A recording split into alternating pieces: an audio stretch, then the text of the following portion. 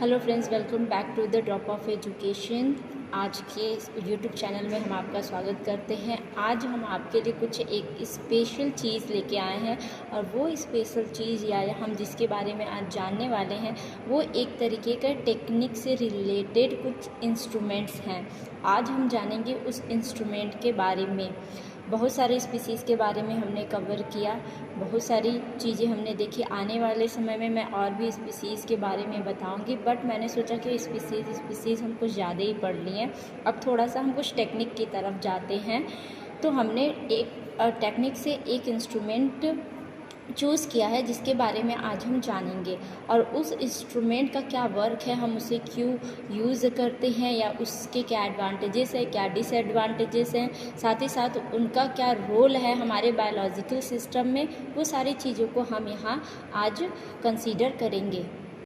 तो आज जो इंस्ट्रूमेंट हम लेके आए हैं उस इंस्ट्रूमेंट का नाम है माइक्रोस्कोप। यानी कि आज हम माइक्रोस्कोप के बारे में जानेंगे कि माइक्रोस्कोप जो इंस्ट्रूमेंट है वो उसका क्या यूज़ है या उसका क्या वर्क है, उसके प्रिंसिपल्स के बारे में जानेंगे और हम किस तरीके से इसे बायोलॉजिकल सिस्टम में यूज़ करते हैं। अगर हम माइक्रोस्कोप की बात करते हैं तो माइक्रोस्कोप एक ऐसा इंस्ट्रूमेंट है जो कि कई सारे living cells and non living cells, साथ ही साथ कई सारे ऐसे स्पीसीज़ को स्टडी करने में हेल्प करता है जो कि माइक्रोस्कोपिक लेवल के होते हैं। जैसे कि हम कह सकते हैं कि हम उन्हें नेकेड आई से विजुअलाइज नहीं कर सकते हैं। साथ ही साथ ये जो माइक्रोस्कोप होता है ये कई सारे बायोलॉजिकल्स स्टडीज़ को सिंपल कर देता है, ताकि हम कई सारे स्पीसीज़ के बारे में, कई सारे सैंपल्स के बारे में काफ़ी अच्छी तरीके से हम उसके इंटरनल स्ट्रक्चर को भी स्टडी कर सकें। तो आइए चल के हम देखते हैं माइक्रोस्कोप कैसा होता है। तो गाइस, जैसे कि आप देख सकते हैं हमारे सामने ये है एक monocular compound bright field microscope. ये एक तरीके का माइक्रोस्कोप इंस्ट्रूमेंट जो कि आपके कई सारे हम इस सैंपल को डिटेक्ट कर सकते हैं। माइक्रोस्कोपिक लेवल सैंपल्स को हम डिटेक्ट कर सकते हैं। सबसे पहले हम और बाकी इन्फॉर्मेशन को जानने से पहले हम इसके पार्ट्स ऑफ बॉडी के बारे में जानेंगे कि एक्चुअली ये वर्क कैसे करता है, जिसे हम कह सकते हैं वर्किंग ऑफ प्रिंसिपल। तो क्या क्या इनके प्रिंसिपल हैं और ये माइक्रोस्कोप किस तरीके से वर्क करता है।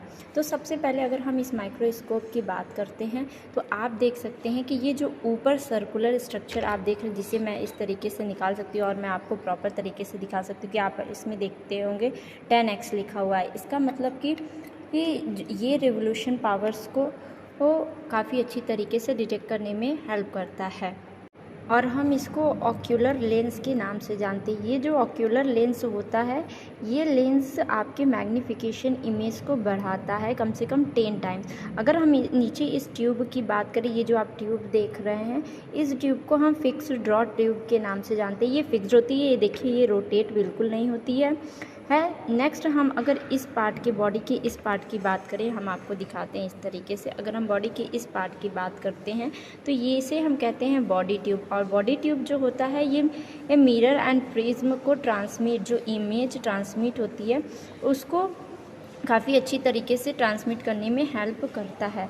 साथ ही साथ अगर हम नीचे की तरफ आ जाएं तो आप यहाँ देख सकते हैं कि ये है नोज़ पीस। ये नोज़ पीस जो होता है, यहाँ पे लेंसेज लगे होते हैं और ये लेंसेज हेल्प करते हैं हमें स्पेसमेन को मैग्नीफाई करने में। साथ ही साथ आप यहाँ देख सकते हैं कि ये जो है ये है, तो हम इस होल्डर की, ये जो है ये है होल्डर। हम यहाँ पे स्लाइड को होल्ड कर सकते हैं कुछ इस तरीके से। मैं आपको दिखाती हूँ। ये हमारे पास एक स्लाइड है जो कि आप देख सकते हैं, और ये slide mitosis phase of stage की, जो कि हम साइटोलॉजी में पढ़ते हैं। हम इस स्लाइड को आराम से इस तरीके से यहाँ पे फोटो करके इस होल्डर से हम इसे फिक्स करें, ताकि हम लोग रिएक्ट कर रहे हैं या इस स्लाइड के इंटरनल स्ट्रक्चर हम स्टडी कर रहे हैं तो आप देख इस तरीके से इसको प्लेस्ड कर लेते हैं, ताकि हम भी ऑब्जर्वेशन करें। यहाँ से हमें जो भी इमेजेस मिले इसके इंटरनल चीज़ों के बारे में या जिस स्टडी कर रहे हैं वो हमें काफ़ी क्लियरली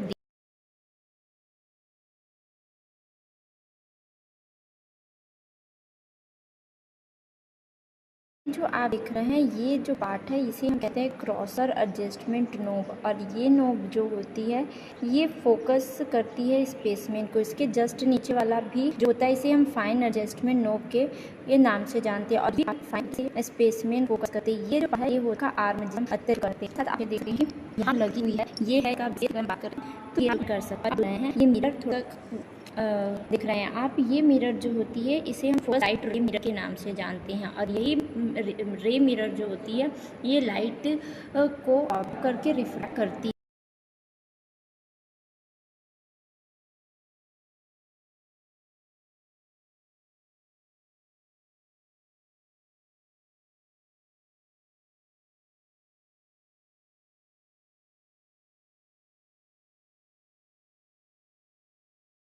तो ये हम ओवरऑल माइक्रोस्कोप इंस्ट्रूमेंट है जो कि कई सारी चीज़ों को डिटेक्ट करने में, आइडेंटिफाई करने में हेल्प करता है।